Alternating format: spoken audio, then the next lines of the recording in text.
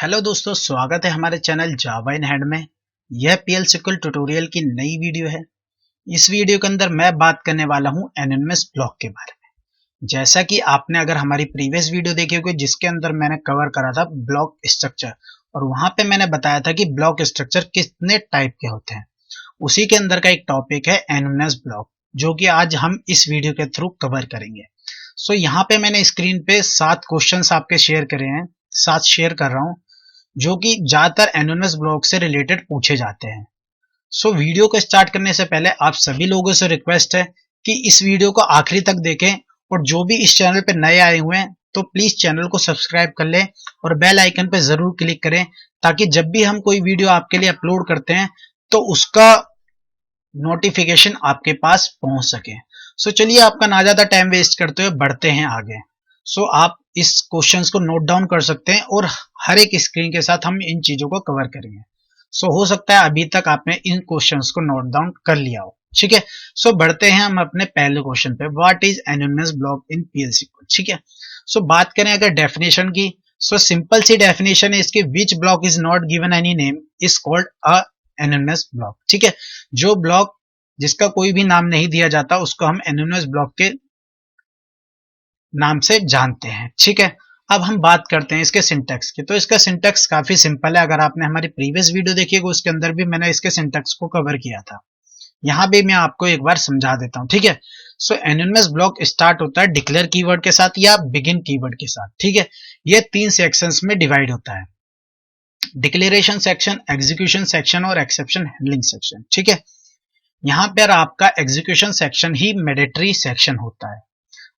Based on your requirement आप declare keyword का भी यूज कर सकते हो और आप एक्सेप्शन हैंडलिंग का भी यूज कर सकते हो।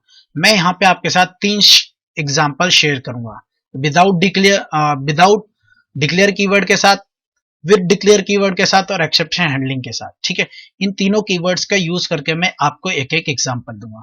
सो यहाँ पे सबसे पहला जो एग्जांपल है विदाउट डिक्लेयर कीवर्ड। अगर आपसे कोई पूछता है कि बिना डिक्लेयर कीवर्ड के साथ क्या हम एनोनिमस ब्लॉक क्रिएट कर सकते हैं, तो आपका जवाब होगा बिल्कुल कर सकते हैं। ठीक है, सो आप उसको ये एग्जांपल आप दिखा सकते हो।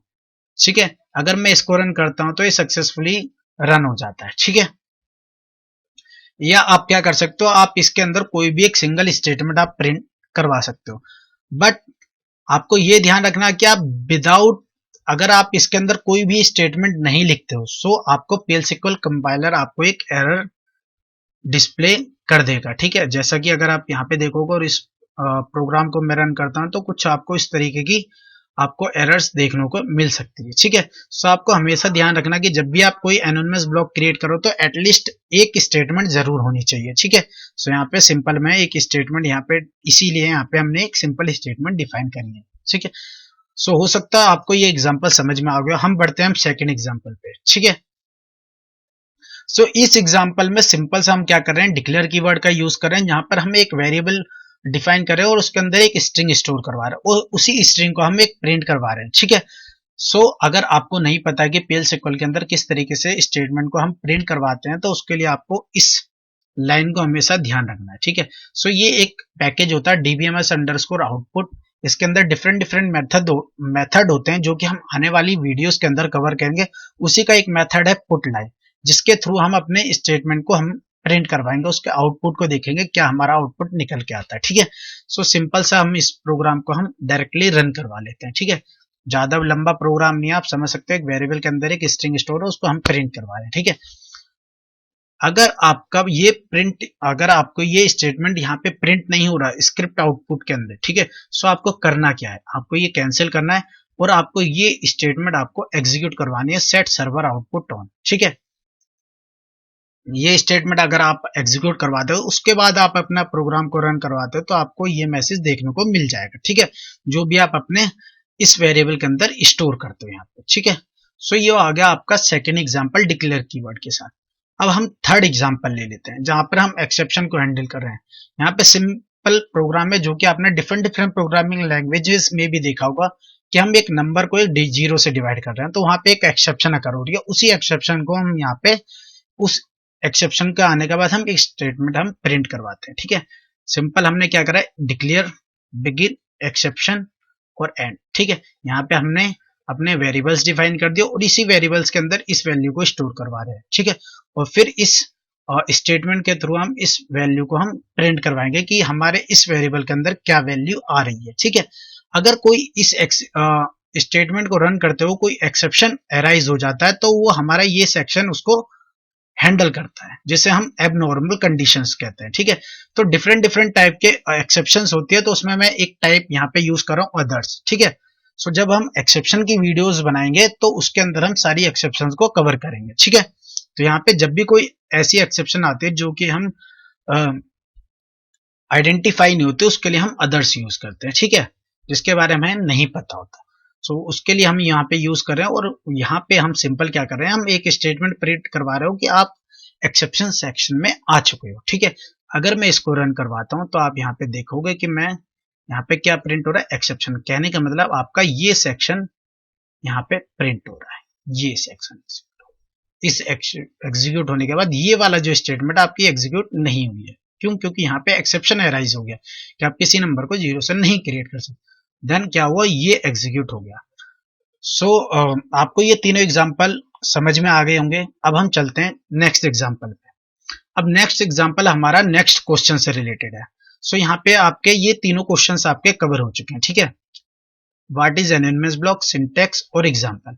अब मैं यहाँ पे आपको जो नेक्स्ट क्वेश्चन है उसके बारे में बताता हूँ। Is anonymous block is a database object? नहीं। क्यों नहीं होता? क्योंकि ये किसी भी नाम से सेव नहीं होता, ठीक है। इसके अंदर हेडर नहीं होता, इसलिए ये डेटाबेस ऑब्जेक्ट नहीं होता है, ठीक है। सो ये हो गया। Then question number 5, can we run anonymous block multiple time? Yes, but with a condition, ठीक है। वो मैं कंडीशन आपको यहाँ पे बताता हूँ। अब जैसे आप समझिए ये हमारा एक सेक्शन है, ठीक है, और यहाँ पे ये मेरा एनोनिमस ब्लॉक लिखा हुआ है। अगर मैं इसको एक बार रन करवाता हूँ मेरा एग्जीक्यूट हो जाएगा, ठीक है। देन सेकंड टाइम एग्जीक्यूट करवाऊंगा तो एग्जीक्यूट हो जाएगा। जब मैं इसको थर्ड टाइम एग्जीक्यूट करवाऊंगा तब भी एग्जीक्यूट होगा। तो कहने का मतलब है यस, हम मल्टीपल टाइम्स एनोनिमस ब्लॉक को रन करवा सकते हैं। बट कंडीशन क्या होती है? कंडीशन ये है कि विद इन वन सेशन, ये हमारा एक सेशन है, इसके अंदर ही हम एक एनोनिमस ब्लॉक को मल्टीपल टाइम रन करा सकते हैं। अगर मैं इस सेशन को कैंसिल कर देता हूं तो देन आपको वो एनोनिमस ब्लॉक दोबारा लिखना पड़ेगा और दोबारा एग्जीक्यूट करवाना पड़ेगा, ठीक है। अब हम बढ़ते हैं अपने नेक्स्ट क्वेश्चन पे, क्वेश्चन नंबर 6 पे। Why we do create anonymous block in PL/SQL? ठीक है। सो इसका सिंपल आंसर है, हम टेस्टिंग पर्पसेस के लिए एनोनिमस ब्लॉक क्रिएट करते हैं, ठीक है। अब टेस्टिंग पर्पसेस में आ सकता है, हो सकता है आप कोई एग्जिस्टिंग सब प्रोग्राम या नेम्ड ब्लॉक के अंदर कोई लॉजिक इंप्लीमेंट करना हो तो आप एनोनिमस ब्लॉक के अंदर पूरा अपना लॉजिक्स लिखते हो। देन उसके बाद अपने एग्जिस्टिंग प्रोग्राम के अंदर, सब प्रोग्राम के अंदर उसको यूज करते हो। या आप प्रोसीजर, ठीक है। अब नेम ब्लॉक की बात कर रहा हूं तो प्रोसीजर, फंक्शन और पैकेजेस आपके नेम ब्लॉक के एग्जांपल होते हैं, ठीक है। सो इसी तरीके से आप देखोगे कि ये जैसा मैं यहाँ पे एक प्रोसीजर क्रिएट कर रहा हूं, ठीक है। ये मैंने प्रोसीजर क्रिएट करा। देन ये मेरा एनोनिमस ब्लॉक है, इसको मैं यहाँ पे इस नेम ब्लॉक को, ये नेम ब्लॉक हो गया मेरा, ठीक है। इसको मैं यहाँ पे रन कर रहा हूँ, यानी एक टेस्ट कर रहा हूँ कि ये मेरा प्रोसीजर वर्क कर रहा है, यानी इस स्टेटमेंट को एग्जीक्यूट कर रहा है या नहीं कर रहा। यहाँ पे मैं जब इसको एग्जीक्यूट करता हूँ तो ये सक्सेसफुली कंपाइल्ड हो जाता है, ठीक है, कंप्लीट हो जाता है। और इसको मैं चेक कर सकता हूँ कि मेरे डेटाबेस के अंदर ये वैल्यू स्टोर हुई है या नहीं हुई है। स्टोर हो जाती है, ठीक है। सो इससे आपको पता चलता है कि हम टेस्ट एनोनिमस ब्लॉक को टेस्टिंग पर्पस के लिए यूज करते हैं। और उसी के साथ साथ can we run name block in anonymous block? Yes, आप एनोनिमस ब्लॉक के अंदर नेम ब्लॉक को आप रन करवाते हो, ठीक है। सो ये हो गया हमारा एनोनिमस ब्लॉक का टॉपिक। अगर आपको इस वीडियो से कुछ सीखने को मिला है और अगर आपको ये वीडियो पसंद आई हो तो लाइक के बटन पे क्लिक करके जरूर जाए और हमें कमेंट सेक्शन में बताएं आपको ये वीडियो कैसी लगी। और इसका डिटेल आर्टिकल हमारी वेबसाइट पर पब्लिश्ड है, आप वहां से भी जाके इसको पढ़ सकते हैं एग्जाम्पल के साथ, ठीक है। उसका लिंक भी मैं डिस्क्रिप्शन बॉक्स में आपके साथ शेयर कर दूंगा, आप वहां से जाके उस पूरे आर्टिकल को पढ़ सकते हैं। सो मिलते हैं नेक्स्ट वीडियो के अंदर। आज के लिए बस इतना ही। Thank you very much for watching my video.